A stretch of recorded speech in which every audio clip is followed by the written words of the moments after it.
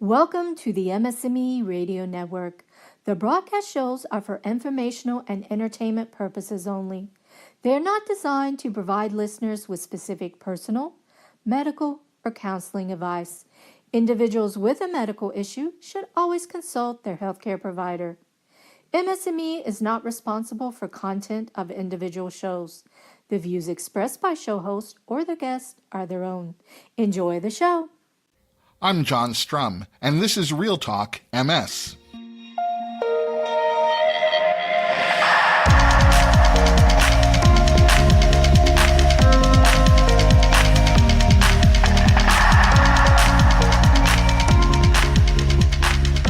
It's November 6th, and we have a lot to talk about. Today's Election Day in the U.S., and my hope is that by the time you're listening to this podcast episode, you've already voted. I know it's a midterm election, and usually people tend to consider midterm elections as a little less important, but these aren't usual times. This election will have everything to do with the future of healthcare in America. Who has access to healthcare, how much we'll have to pay for our health insurance, and whether people with pre-existing conditions like multiple sclerosis will even be permitted to have health insurance are all indirectly on the ballot. So please, get out and vote today. And on your way to the polls, you might want to visit the RealTalk MS website at realtalkms.com and check your congressional representative's MS Congressional Report Card to see how well they've represented your interests and how well they've supported the MS community. I like to remind everyone that our voices count and our words have power. Well, our votes count even more. And I've heard from so many of you who found the MS Congressional Report Card to be helpful that you've motivated me to update it as we get closer to our next national election in 2020. And while today is Election Day, the entire month of November is National Family Caregivers Month. And as someone who's been a caregiver for my wife, Jean, I always take special note of the month when we can set aside time to consider the roles and responsibilities of caregivers. That's why I'm so pleased to welcome back as my guest today, Dr. Amy Sullivan, the Director of Behavioral Medicine, Research and Training at the Mellon Center for Multiple Sclerosis at the Cleveland Clinic.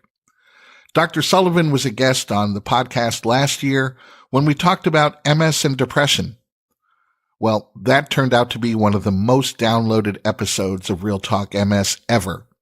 And today, Dr. Sullivan is back to talk about some of the challenges that go along with being a caregiver for a loved one with MS and to share some strategies for how to best meet those challenges. But before we get to my conversation with Dr. Amy Sullivan, there are a few other things that you should know about.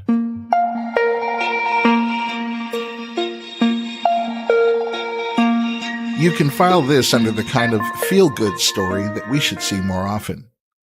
Francois Lebert lives in a suburb of Paris, and he lives with MS. Monsieur Lebert uses a wheelchair for mobility, and one day last month he attempted to get on a bus. Now, the buses in and around Paris have rooms specifically set aside for bus riders who use a wheelchair, and passengers are supposed to give them priority. But on this particular day, none of the passengers would move, and Monsieur Lebert found it impossible to make his way onto the bus. That is, until the bus driver stood up and ordered every single passenger off the bus. Once the bus was empty, he welcomed Monsieur Lebert onto his bus and then told every other passenger that they could wait for the next bus to pick them up. And with Monsieur Lebert safely on board, the bus went on its way. Well, all I can say about this anonymous bus driver is bravo and merci beaucoup.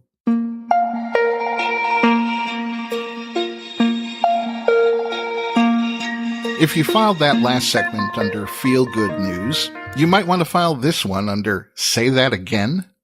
Last week, PEHP Health and Benefits, an insurer that provides 170,000 people in Utah with their health insurance, announced what you'd have to call a novel approach to lowering the cost of prescription drugs. PEHP announced that they will fly people from Utah to San Diego, where they'll be met by private transportation, and driven to Tijuana to purchase one of 13 different prescription drugs, including MS medications Empira, Obagio, Avonex, Copaxone, Gilenya, and Tecfidera. And PEHP will even throw in $500 in cash to encourage people to make the trip. The reasons behind the new program are simple. A 1-month supply of Avonex costs $6,700 in the U.S. Now, the same 1-month supply of Avonex costs $2,200 in Tijuana. And this year, the state of Utah passed a novel healthcare law that ordered insurance companies to offer state employees lower-cost options and then share the savings in the form of cash payments. Well, the effect of that law has been extended. So for this list of 13 drugs that PEHP Health and Benefits has published, the trip to Mexico qualifies as a lower-cost option, which in itself raises some glaringly obvious questions about the cost of prescription drugs here in the United States.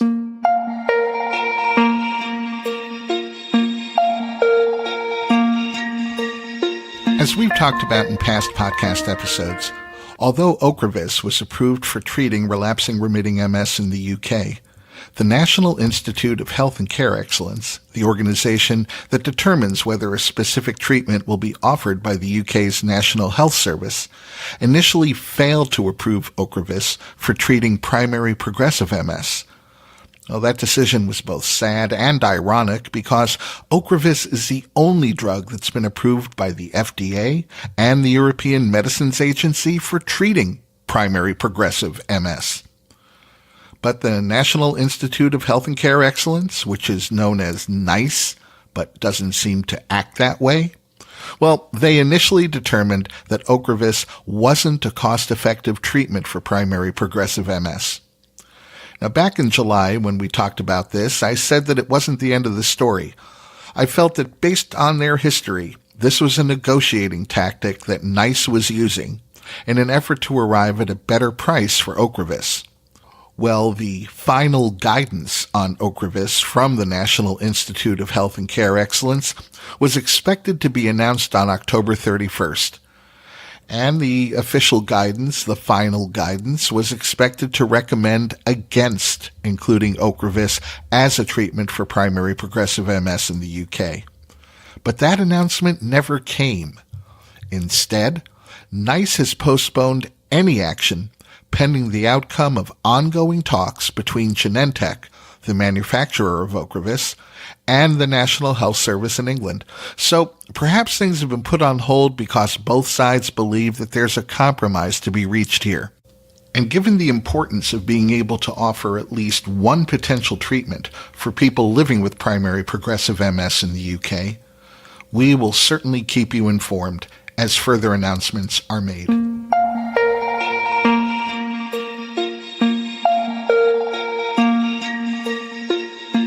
There's also good news about the availability of MS medications in the UK. The Accelerated Access Collaborative has classified Mavenclad as a rapid uptake product, which is a recognition in the UK that fast-tracks life-changing technologies into the national health system so that they're available to patients in the UK more quickly, easily, and cost-effectively. The National Institute of Health and Care Excellence had already recommended Mavenclad for patients with highly active relapsing remitting MS.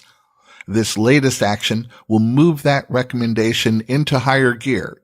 It will get things done more quickly. In fact, the drug's manufacturer, Merck, has already entered into a commercial agreement with the National Health Service to ensure that MS patients in England are going to have access to the disease-modifying therapy. And if you're curious, Mavenclad is an oral therapy that targets immune T and B cells that trigger relapsing MS without suppressing the entire immune system. The drug is taken for a maximum of 20 days over 2 years, and it's been shown to keep patients free of MS relapse for up to 4 years while supporting a reset of their immune system. Mavenclad is already available in Canada, Europe, Australia, Argentina, Israel, and the UAE. And 7 years after its initial denial, the U.S. Food and Drug Administration is reviewing a resubmitted new drug application for Mavenclad.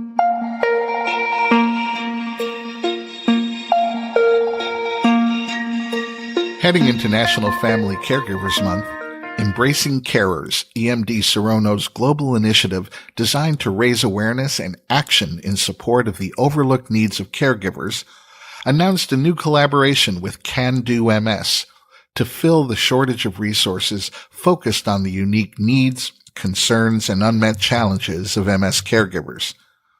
Full disclosure here, I'm a part of the Embracing Carers campaign where I've shared my own story as an MS caregiver.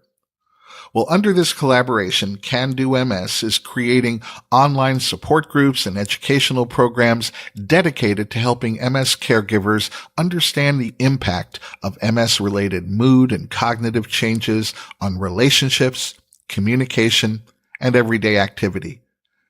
And this initiative also stresses the importance of self-care so that the caregiver is best positioned to succeed in their caregiving role. I'll include a link to the content at the Can Do MS website in today's show notes, and I hope you check it out. And since I mentioned Embracing Carers, I want to share some of the results of the Embracing Carers International Survey. Now, these results were first announced last month at ECTRIMS in Berlin. And the survey involved listening to just over 3,500 unpaid family caregivers around the world to measure the impact that caregiving has on, well, virtually every aspect of life. The survey showed that 21% of unpaid caregivers believe that their role as a caregiver has had a negative effect on their careers. Over 20% said that they've had to reduce the number of hours they work so that they could care for a family member. 30% of unpaid caregivers felt that their role as a caregiver has put pressure on their financial situation, and 21% believed that their relationship with their own family had been negatively affected by their role as a caregiver. 54% of the unpaid family caregivers surveyed indicated that they didn't have time to book or attend their own medical appointments. And as a result, 54% felt that their physical health had suffered. In fact, 42% of these unpaid family caregivers said that they put the health of the person they're caring for ahead of their own.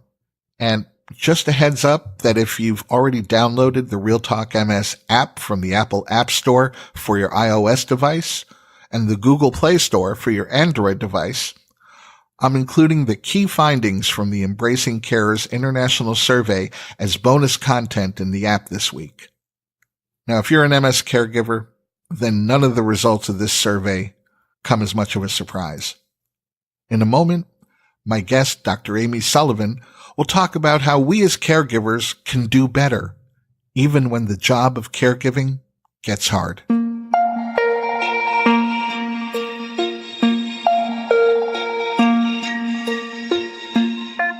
My guest today is Dr. Amy Sullivan, Director of Behavioral Medicine, Research, and Training at the Mellon Center for Multiple Sclerosis at the Cleveland Clinic. November is National Family Caregivers Month, and we're talking about how to best navigate some of the challenges that go along with being a caregiver for someone living with MS. Welcome to the podcast, or I guess I should say, welcome back to the podcast, Dr. Sullivan. Well, John, thank you so much for having me. I was thrilled to hear that the last podcast that we did was so well received. As you know, this is my passion, and the education of the MS person, their family members, and the medical community is just so important for me to help to educate about, the role of behavioral medicine and what we're going to be talking about today, which is mental health and caregiving and how that impacts the entire MS family dynamic. Right. And, at first blush, caregiving seems like natural, even an altruistic thing to want to do. But we know that caregiving carries a lot of challenges. And for some people, it becomes overwhelming despite their good intentions. So what are the things that make being a caregiver for someone living with a chronic illness like MS so challenging? Oh goodness, I think there are a lot of things that make it challenging. One of the things that I see in my practice and in the field that I practice in is that when we think about human relationships, we think about that human relationships are successful when they're reciprocal.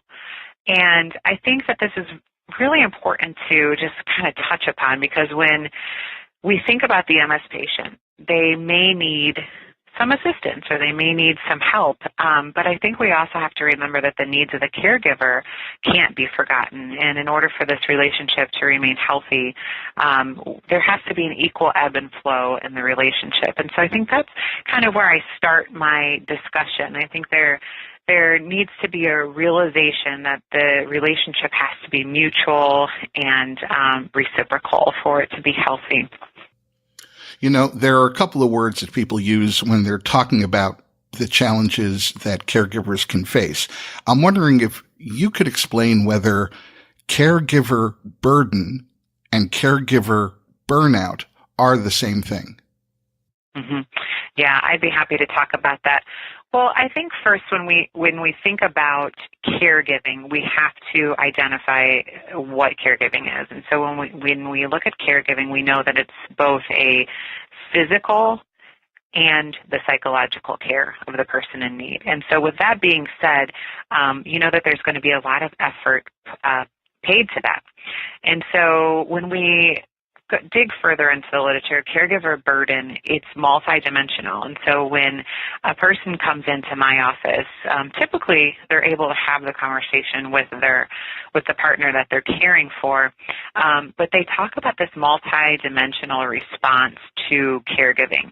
So I've heard people really struggle with the fact that caregiving it's a wonderful process that one is able to do for somebody that they love, for somebody that they care about so deeply, but it can also be very physically and emotionally and, in fact, economically draining. So caregiver burden it's described as a multidimensional response to the physical, the psychological, emotional, social, financial stressors associated with the caregiving experience. And I think caregiver burden steps into the burnout phase when that psychological phase of stress and burnout or difficulty with the caregiving experience becomes exceptionally difficult.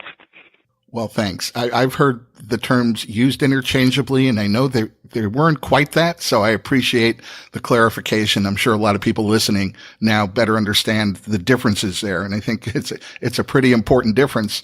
You know, we know that MS affects women at much higher rates than it does men, which means that the role of being a caregiver for someone living with MS can often fall to a man. Can this complicate things, or if complicate isn't the right word, does this make a challenging situation more challenging? Actually, I have some interesting data on that, which I'd like to share. So when we look at caregivers in general, the demographic population of caregivers, there are 66% of family caregivers are women, and 65% of care recipients are women. So what that tells us is that it's not necessarily a significant partner that's caring for the individual, because women are typically the one diagnosed with MS, as we just discussed, but they're also the ones caring for the individual. And so I think that it's important to notice that it's not going to be just the significant other. Sometimes parents are in the role of caregiver. Sometimes a family member other than a significant other. Sometimes a child is in the role of caregiver. We talk a lot about this role reversal in this field as well. And role reversal is simply the person that was in a dedicated role in their family, and they've had to switch roles because their family member needs their care, needs them to be home more often. So it could be a stay-at-home spouse going back to work full-time, or full-time coming to the home. Or it could be a child serving as a nurse role, or a grown adult child now coming back to the home caring for the family member. So It's a whole variety of people that we see caring for the loved one. It really is just about what works best for the family members. But I think what's also important to note is that these caregivers spend typically no less than 20 hours a week in these caregiving roles. And if you don't mind, I'd like to share a little bit about the economic burden of the caregiver as well, because I think it fits nicely in this segment. Is that okay? Oh, absolutely. I think it's important. So please. Yeah, so when we were talking earlier about the caregiver burden, I think it's important to recognize that burden occurs because of physical, psychological, and these economical challenges that the caregiver faces. And when we look at the literature, we know that most caregivers are unemployed. In fact, 58% are unemployed. And that the majority of those individuals, as we said earlier, are females. When we look at those that are working, their median incomes are 15% lower than non-caregiving families. And in fact, 2.5 times of these are likely to live in poverty as compared to the non-caregiver family. So a caregiver spends on average per year about $5,500 of out-of-pocket expenses, which is about 10% of their family income. So I think that these are very important statistics for us to remember when we're keeping in mind the economic burden of the caregiving family. I want to circle back to something you touched on just a couple minutes ago when we were talking a little bit about the dynamics within a relationship and how they might change. I can tell you from my own experience. My wife Jean is living with a very aggressive case of progressive MS, and about 90% of the people with progressive MS are also dealing with some level of cognitive dysfunction. Well, as I began to see that, I realized that although we had entered into our marriage as 50-50 partners, that wasn't going to be the case going forward. She couldn't be a trusted partner in making really important decisions, sometimes about her own well-being. And that absolutely impacted the dynamic in every aspect of our relationship. How does that kind of thing get best managed as it occurs? Right. Isn't that difficult? I really appreciate you sharing that story. I mean, I think you have to be very vulnerable to be able to open up about your own life and the difficulties that you've had. I guess the way that I look at it is we look at what our expectations were going into your marriage, and we look at the expectations of just normal life and whatever normal may be, but there is this natural ebb and flow of life, right? And that is that in our life, we know that we're going to care for infants and we're going to care for them well. And then we also assume that at some point we're going to care for aging parents, but not necessarily what comes in the middle, this kind of adult who suffers from a chronic condition such as MS, and something that can be so unpredictable. So when we think about MS in particular, this is a disease that is very unpredictable in nature. There's progression of the disease. As you say, their functional and their emotional ability, as well as cognitive ability, starts to decline. And so I think that managing those expectations is something really important for us to do. So we use the work of Kubler-Ross, and so she wrote a very important piece in the psychological theory world on death and dying. And although MS doesn't traditionally lead to death, and it's a disease that, the longevity is preserved for the most case, it is a disease that also goes through this very difficult grief process. And so we were able to look at Elizabeth Kubler-Ross's theories, and we were able to look at it in terms of the MS disease process. And when we look at the MS disease process, it's a grieving process, and it's grieving the loss of the identity or the relationship or the expectations that you once thought that you would have from a caregiver perspective. From the MS person, it's grieving the loss of the life that they thought that they were going to have, or the expectations of how their life would go. And so I think it's really important that we look at some of these reactions. And so the reactions are dealing with the shock, dealing with denial, anger.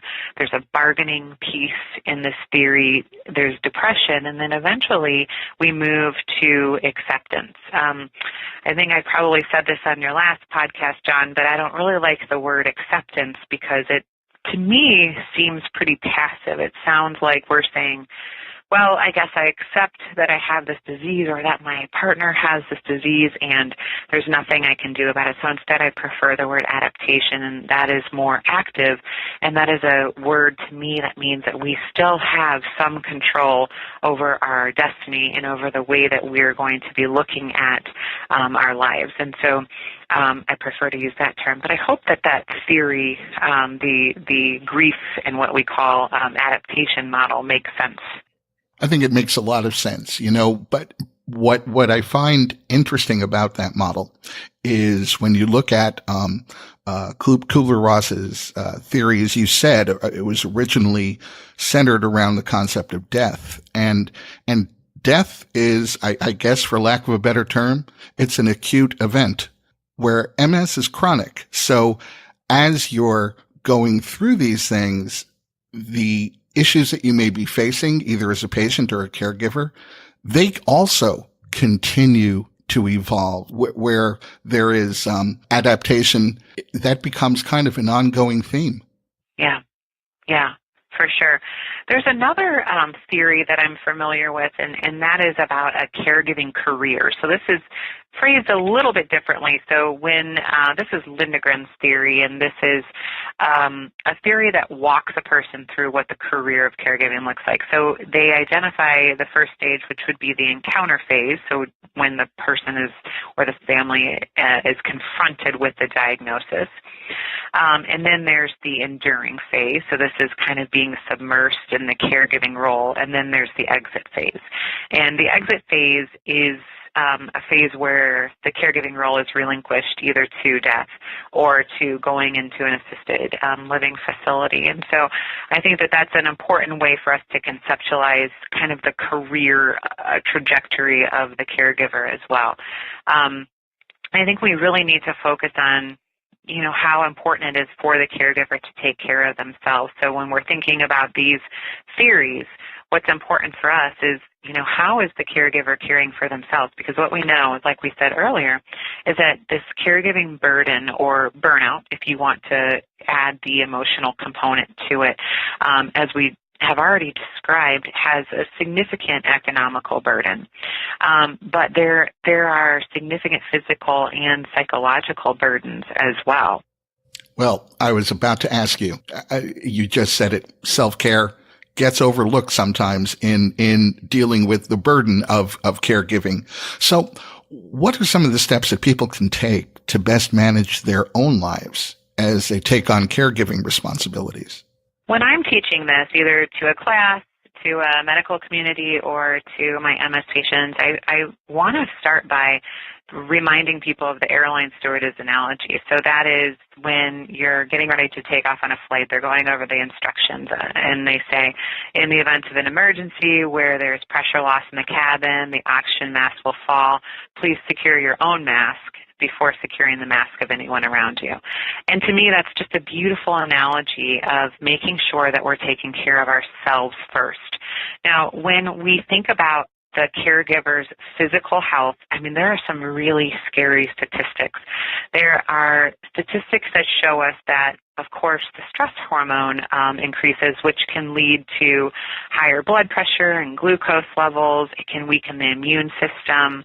It can make a person more susceptible to infections. And this has actually been seen, this effect, for up to 3 years after the caregiving role has ended. So it puts the caregiver themselves at significant risk for chronic illness of their own. Not surprisingly, people generally don't take care of their own health, so many times I've seen patients in my office who are in the caregiving role, and they haven't had their own appointments, even with their primary care doctor or their dentist, because they're so consumed with caring for the caregiver. From an emotional standpoint, John, this is where I focus a lot of my energy, but from the emotional standpoint, we see significant increases in depression and anxiety. We see this because of the loss of expectation, as we were talking about before, what their life was to look like, or due to the lack of social support, social isolation, and lack of support from coworkers, or leaving the community of work that they used to be involved in. And I think what's important to point out is that females tend to report more of the emotional side effects of caregiving, whereas men report more of the physical side effects of caregiving. And so when I'm looking at a patient, I think it's very important to evaluate what specifically their needs are. Are they emotional? Are they physical? Do they need some respite care? And certainly we know that the National MS Society is a great place to go to get some resources and maybe to help get an individual involved with respite care, with even an aide or somebody who can help clean their houses. But I do have some specific thoughts about what we can do for the caregiver. If you'd like to talk a little bit about those. I absolutely would. So as we mentioned, I think first and foremost, it's taking care of yourself. It's making sure that you're putting on your oxygen mask first before you help and assist anybody else. So that means you're practicing healthy living. So that is making sure that you're getting enough sleep, making sure that you are exercising, that you're eating healthy, that you're taking care of your emotional needs, and you're taking care of your physical needs. One of the things that I think is so important to our patient population is staying social. So both for the MS patient and the caregiver, and having those unique needs outside of each other. I think that each of them has to have their own place to go to get the social support met, in making sure that they're still connected with other people in the world. Another thing that's important is making sure that you accept help. So it's oftentimes very difficult for people to accept help. I can remember back to times when, I was a young mother and people wanted to come over and help me with my twins when they were born. And it was very hard for me, even at that point, when I only had 2 arms, to even accept help from somebody dropping off a casserole or whatever it may be. But that's not healthy, and I'm not proud of that. And I think that it's really important that we are okay with saying, yeah, I do need help in this. Yeah, why don't you let me go to my yoga class for the day, or run some errands, or have a social lunch with a friend, and somebody else will come over and help with some of the caregiver responsibilities. And then finally, another thing that, in my world is really important is just really acknowledging those emotions. So it's okay to say, this isn't how I anticipated my life, and I really want to talk to somebody about that, and it's okay to seek help. If you look at my Twitter feed, I've created the hashtag normalize, not stigmatize. And normalize, not stigmatize simply means let's normalize the fact that let's be honest, we all need some form of mental health care and support throughout the course of our lives, and there's nothing embarrassing about that. I think that it's something that we should do a better job of normalizing it and talking about it, and not stigmatizing seeking mental health needs. And so I am really thankful to you, John, for allowing me to do this podcast and the previous podcast, because what you're doing right now is just bringing attention to these needs that need to be talked about. I wish I listened to this episode of this podcast 20 years ago. I would have been a better person for it, and certainly would have felt a lot better about things for it. One of the things that you mentioned, as a matter of fact, being able to accept help, I couldn't agree more, is so important. And one of the things that I've talked to other caregivers about is a great way to help yourself do that is to actually keep a list of things, of errands, of small projects that you might need someone to help you with because it's outside the home and you can't quite leave, or for whatever reason, help would be appreciated. I always tell them keep a list, because everyone says, how can I help? Or I'd love to help. And you don't always know exactly what to say in that moment. But if you look at a list, you can say, hey, that's great. Would you mind stopping off and getting an extra half gallon of milk next time you're in the supermarket? Yeah, I think that's incredibly helpful. And I also think that that speaks to the difference between men and men and women. I think men are list-driven, task-oriented people. And you yourself is kind of proving my theory. I love that. I think that if women could speak to men the way that they need direction, and men could speak to women in terms of the way that we need direction, it would be a whole lot easier. So thank you for sharing that. I know in my own family, I oftentimes give my husband lists, and that speaks. I mean, he's thrilled when I give him a list instead of asking him to, hey, why don't you clean up in here? And he just looks at it and is like, what needs done? But if you give him a list and break things down, it's very helpful. So thank you for mentioning that.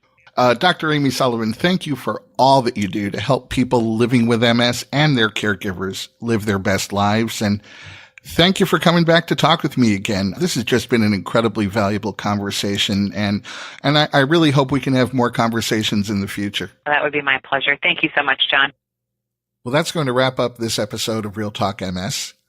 November is National Family Caregivers Month, so over the course of the month, we'll be returning to the topic of being an MS caregiver. And speaking of topics, if you have feedback that you'd like to share or topics that you'd like to suggest for future episodes of Real Talk MS, just email me at John, that's Jon, at realtalkms.com, or if it's easier, visit our website at realtalkms.com and fill out the form on the Contact Us page. Your suggestions and feedback are important to me, and they're always welcome. So I hope you'll get in touch. My name is John Strum. Thanks for listening, and we'll catch you next time.